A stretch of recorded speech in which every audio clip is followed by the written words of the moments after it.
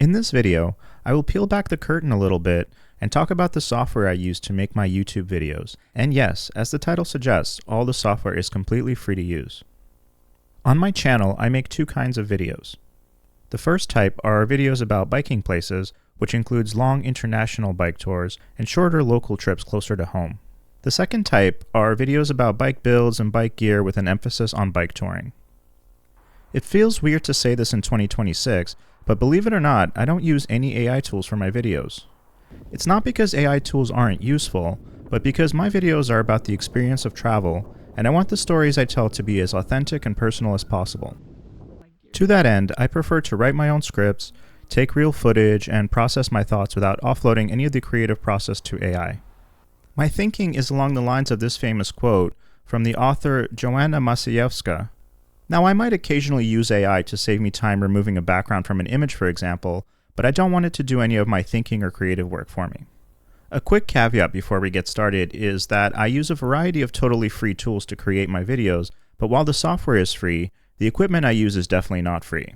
I made a video about some of the cameras I use linked above. I also bought myself a nice microphone to record clean audio, but the truth is you can get excellent quality from something as simple as a smartphone. Most phones made in the last 5 years can record up to 4K video with excellent stabilization, and the built-in microphone is good enough to get started, especially if recording indoors. If you have some ideas that you want to get in front of people, you can realistically get started today without having to spend any money at all. One more caveat is I use a Linux desktop to work on my videos, but all the software I use is also available for Mac or Windows. These are all terrific, full-featured, well-supported open source projects, and not some free trial bloatware. This video is going to show off the applications I use with a quick overview, but not going to be a tutorial on how to use them. I'm by no means an expert in any of them, but have figured out how to use them for my specific needs. There are tons of resources and tutorials online to quickly get up and running with any of them. Lastly, these are just the tools I settled on. There may be other, better options out there that are also free and easy to use, but these are the ones I use and they fit my needs very well. Okay, now let's get to the software.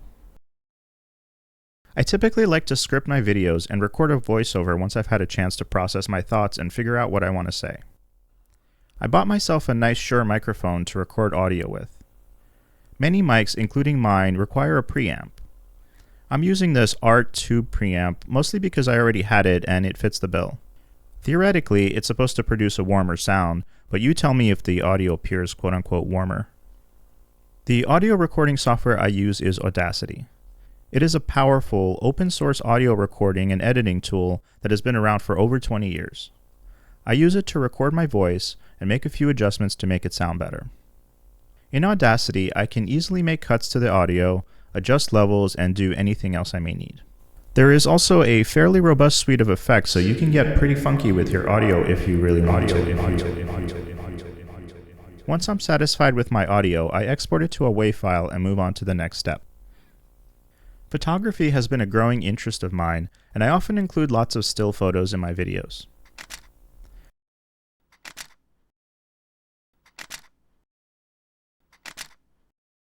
Lately, I have been shooting in RAW format and developing the photos using Darktable.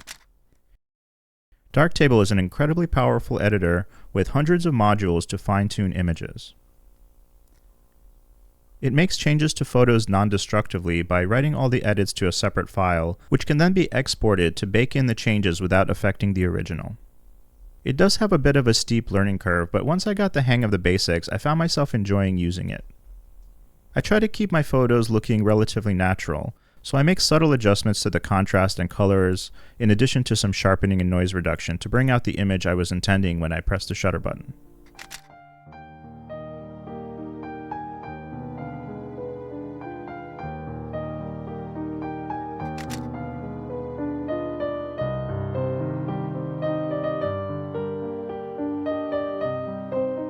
For my YouTube thumbnails with text in them and for certain other uses, I like to use GIMP. GIMP is another popular software which also takes a bit of practice to get good at.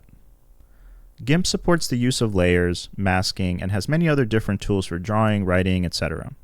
I find retouching much easier in GIMP than in Darktable, and old darkroom techniques like dodge and burn are also built in. There are definitely easier to learn programs out there, but with a little effort, GIMP and Darktable can be super powerful tools in your toolbox. For video editing, I use a software called Kdenlive. It's a little less commonly used than some of the other tools on this list, but I find it has all the features I need. I add my audio and video clips to the project library, then get started arranging them.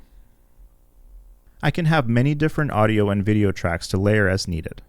There is a huge library of effects and transitions, though I try to use them sparingly.